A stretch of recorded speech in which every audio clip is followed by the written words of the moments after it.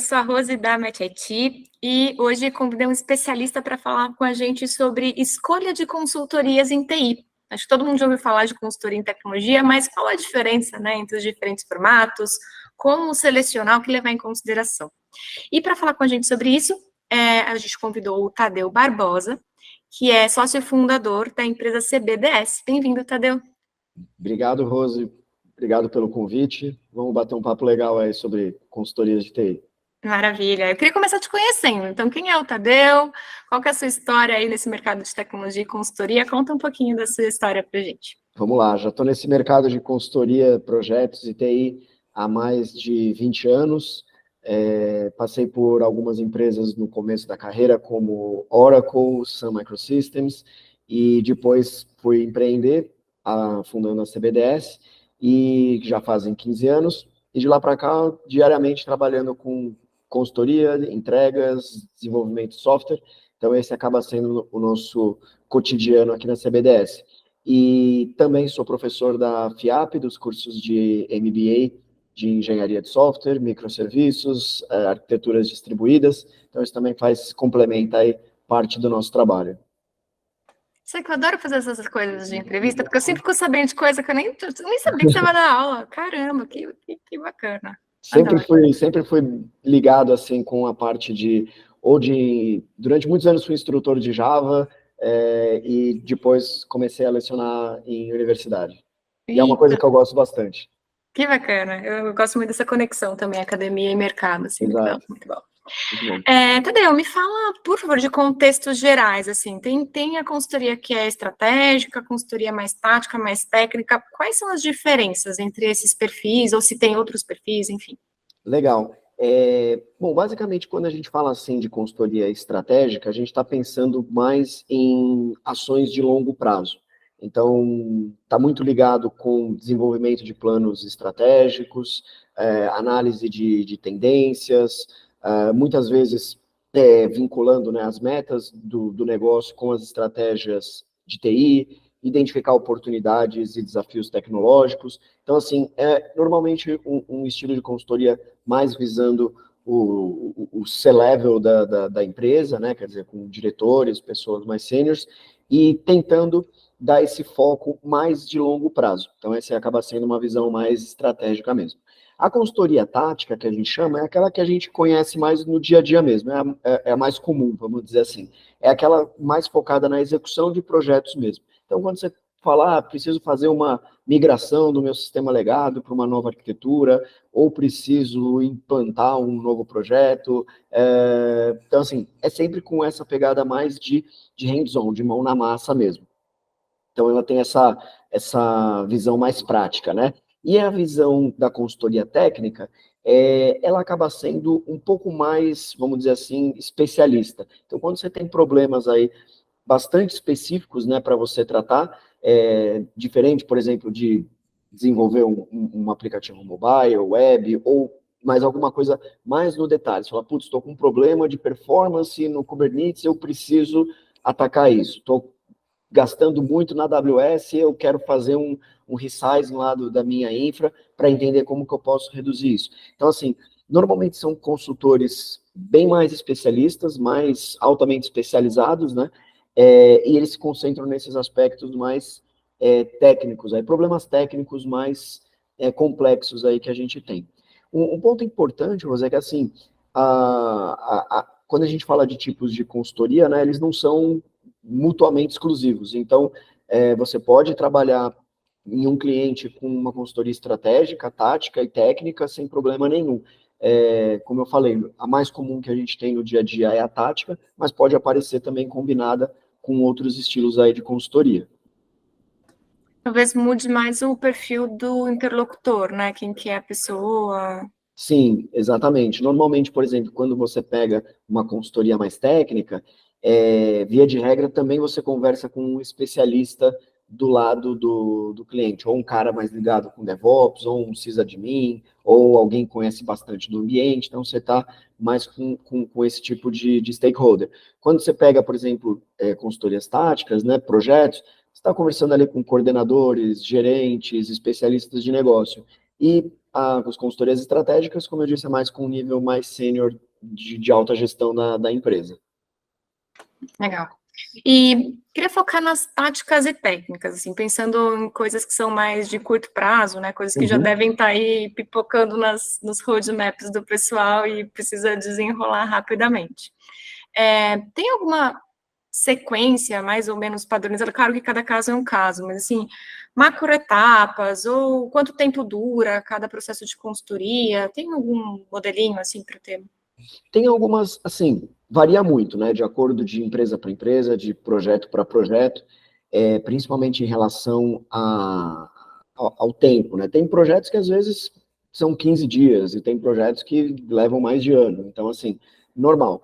Em relação às etapas, a gente não tem nada muito rígido em relação a isso, vai muito do estilo da empresa, e se tem uma pegada mais ágil ou não, de como fazer as coisas, mas a gente consegue enxergar, assim, vamos dizer, etapas comuns que na maioria dos projetos acabam aparecendo. Então, assim, levantamento de requisitos, análise, desenho de solução, planejamento, implementação, teste, quer dizer, essas fases sempre acabam aparecendo. Pode ser que muda um pouco o nome, muda um pouco o jeito de se fazer, mas elas sempre estão lá de alguma forma. Mas, assim, não existe nada muito rígido, definido, vai muito da cultura da empresa, de como que ela toca os projetos, como que ela está acostumada, mas essas principais fases aí a gente sempre acaba vendo.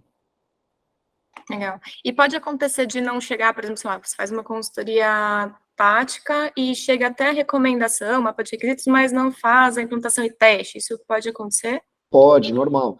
É muito comum, né? Às vezes você faz a parte de descoberta de requisitos, especificação de requisitos, escrita dos épicos, histórias, e você não é a consultoria que vai desenvolver, que vai implementar. De repente, eles já têm um parceiro que faça isso, ou um time interno que vai fazer. Então, você pode sim trabalhar, principalmente nas consultorias táticas, de forma faseada. Assim. Então, você vai se envolver, por exemplo, só na parte de monitoramento e testes. Beleza. Então, assim, um outro fornecedor vai implementar e vai especificar. Então, normal, pode sim acontecer, principalmente em projetos maiores, é comum ter esse tipo de relacionamento entre os fornecedores.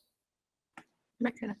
E você consegue tangibilizar para a gente com casos mesmo reais, assim, contando a história, né, de algumas iniciativas que vocês trabalharam, para a gente conseguir sentir mesmo, né, o que poderia ser um problema e uma solução, tanto do ponto de vista tático quanto técnico. Então, sei lá, uma coisa relacionada a projeto tático de cultura digital, ou um projeto técnico de arquitetura ou de infraestrutura, você consegue ilustrar? Se você puder ou não citar um cliente, você que manda, tá? Tá bom. Vou falar um caso de arquitetura de sistema de uma empresa aqui de São Paulo, de folha de pagamento, chamada Tidexa, e que a gente participou de uma refatoração do sistema deles, que é o sistema que eles comercializam da empresa, e basicamente foi um projeto de consultoria tática, né, mas de transformação do legado deles para uma arquitetura mais moderna. Então foi um projeto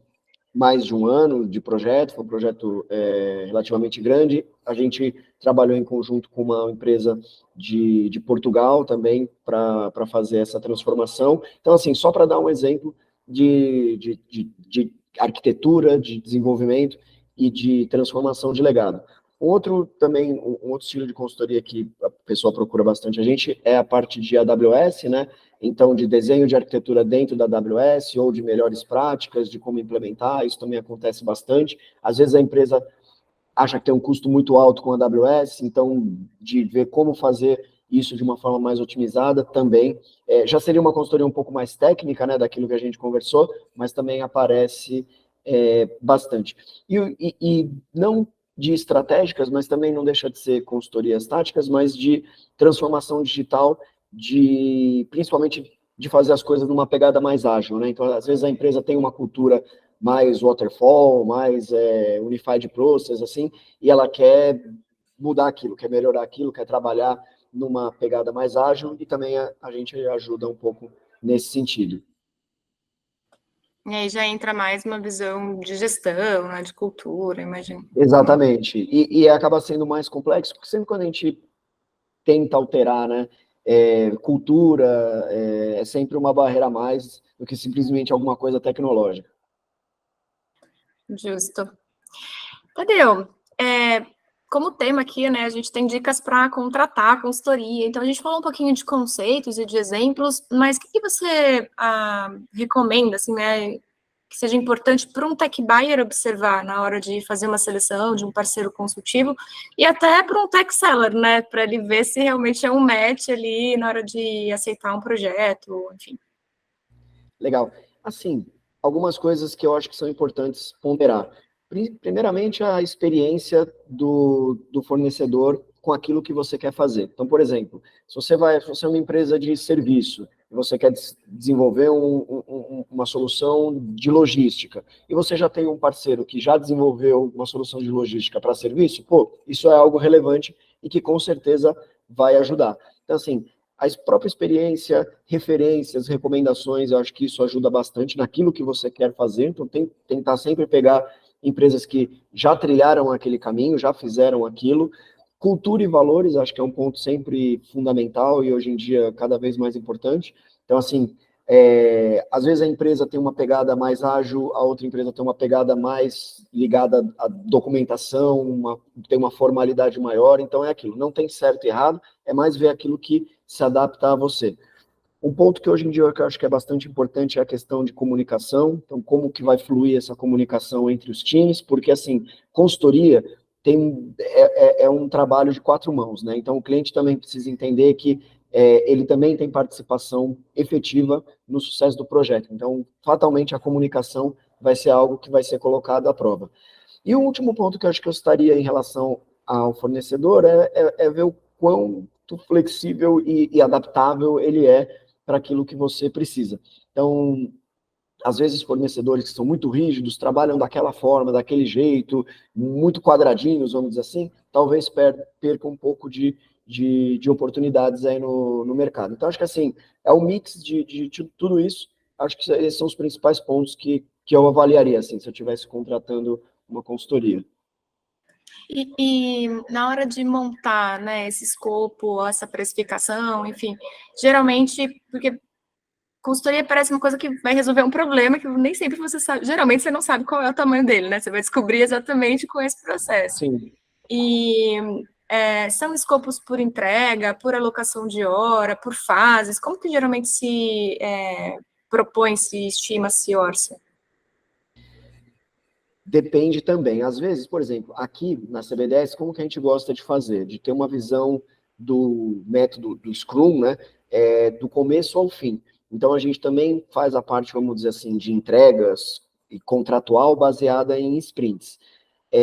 Isso é uma forma. Tem clientes que não estão nesse nível de maturidade, eles não gostam, eles gostam de um preço fechado, porque senão o jurídico barra, não passa, então assim, é essa questão de adaptação que eu disse que é importante. Então assim, acho que varia muito de você entender como que deixa o seu cliente mais confortável, né? Então, assim, como que você deixa ele mais tranquilo para ele saber que ele está contratando uma empresa séria que vai entregar e vai ser remunerada por aquilo. Então, ou por fases, ou por entrega, ou por sprints, são maneiras aí que a gente tem para precificar e para fazer o controle do projeto em si. Bacana. E me fala um pouquinho mais da CBDS e quais são os diferenciais, o que vocês têm aí de mais especial dentro dos matches? Legal. Assim, a gente aqui em São Paulo atua como uma boutique, né, de tecnologia, de desenvolvimento de software. Isso é algo que a gente quer escalar a empresa, mas mantendo essa visão. Então, acho que o principal ponto é a proximidade que a gente tem dos nossos clientes. A gente gosta realmente dos projetos de ter uma proximidade acima do normal, então está muito próximo no dia a dia mesmo e de entender o beat do que está acontecendo nos nossos projetos. Um ponto que acredito que seja um diferencial nosso é a parte de expertise e de referências. A gente já está no mercado há quase 15 anos, então a gente já viu bastante coisa, já fez bastante coisa, tem referências aí em indústria, serviços, governo, né? Também a gente já fez algumas coisas legais. E a questão de flexibilidade e adaptabilidade, né? Então, acho que assim, a gente tem que ser assim, porque senão hoje em dia você acaba não sobrevivendo, né? Aquele conceito de one size fits all, acho que cada vez não funciona mais, então a gente precisa entender que cada cliente é um cliente único, e mais do que isso, às vezes em clientes grandes, cada projeto é um projeto único. Às vezes você está num grupo grande e você está trabalhando com uma determinada área, em um determinado projeto, as coisas acontecem de um jeito. Se você tentar replicar aquilo para uma outra área, em outro projeto, não vai dar certo. Então, tem essa granularidade também, até mesmo em empresas maiores, de você entender que tem áreas bem diferentes e que as coisas funcionam de forma bastante diferentes. No final tem toda uma parte tecnológica, mas também tem a No fundo, humanidade. são pessoas, exato. Muito bom. E falando em pessoas ou em perfis diferentes, quais são os perfis, né, que tem o match ideal? Quem é o tech buyer ideal para CB10? Olha, eu acho que o tech buyer ideal para a CBDS é aquele que enxerga no software um ativo para a empresa. Então, se ele enxerga e valoriza o software, a tecnologia como realmente um ativo, como algo que ele vai se diferenciar da concorrência, fidelizar clientes, aumentar a base de clientes, melhorar a eficiência operacional dele, com certeza ele é um match perfeito para a gente. Ele é um cara que vai dar certo nos projetos que a gente desenvolve. Se tiver uma cultura ágil, voltada, né, para a qualidade, melhor ainda, porque é a forma como a gente gosta de trabalhar. Então, acho que assim, é principalmente isso, né? Entender que hoje em dia, né, acho que assim, os dois ativos mais importantes que as empresas têm são pessoas e software. Então, assim, esse dueto aí que acaba sendo o diferencial. Então, se enxergar isso como sendo um ativo valioso, com certeza é um match perfeito para a gente.